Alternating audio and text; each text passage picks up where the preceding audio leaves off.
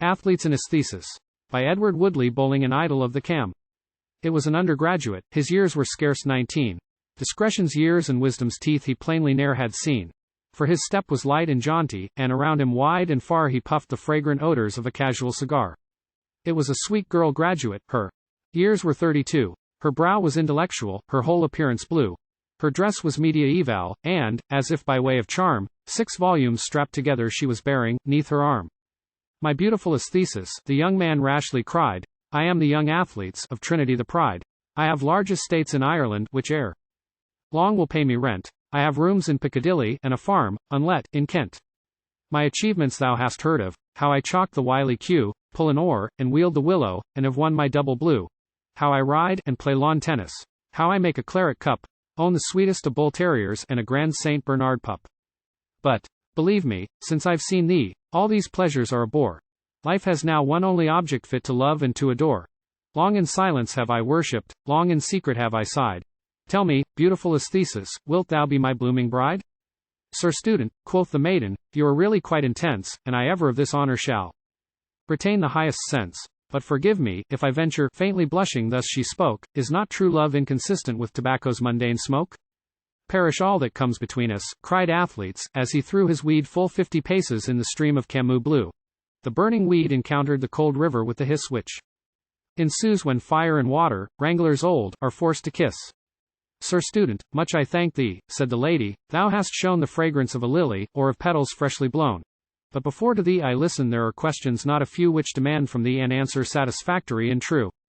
Fire away, exclaimed Athletes, I will do the best I can. But remember, gentle maiden, that I'm not a reading man. So your humble servant begs you, put your questions pretty plain, for my tutors all assure me I'm not overstocked with brain. Sir student, cried the lady, and her glance was stern and high, hast thou felt the soft vibration of a summer sunset sky? Art thou soulful? Art thou tuneful? Canst thou weep o'er nature's woes? Art thou redolent of Ruskin? Dost thou love a yellow rosé? Hast thou bathed in emanations from the canvas of Burne-Jones? As thou gazest at a whistler, doth it whistle wistful tones? Art thou sadly sympathetic with a symphony in blue? Tell me, gentle student, art thou really quite tutu? 'Pon my word, replied the student, this is coming it too strong. I can sketch a bit at lecture, and can sing a comic song. But my head with all these subjects 'tis impossible to cram.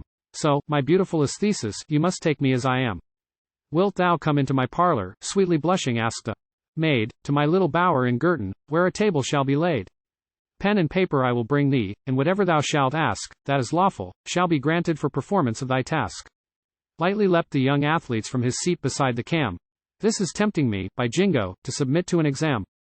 So it's time, my learned lady, you and I should say good-bye, and he stood with indignation and wild terror in his eye. They parted, and Athletes had not left her very far, ere again he puffed the odours of a casual cigar. But he oftentimes lamented, as to manhood's years he grew, what a pity such a stunner was so spoilt by being blue. And Aesthesis, as she watched him with his swinging manly stride, the double blue Athletes of Trinity the pride, found it difficult entirely to eradicate love's dart, as she listened to thy lecture, Slade professor of fine art. And Ruskin, and the warblings of Whistler and Burne-Jones, and symphonies in colors, and sunset's silent tones, move her. Not as once they moved her, for she weeps in sorrow sore. Oh, had I loved Athletes less, or he loved culture more. 1882.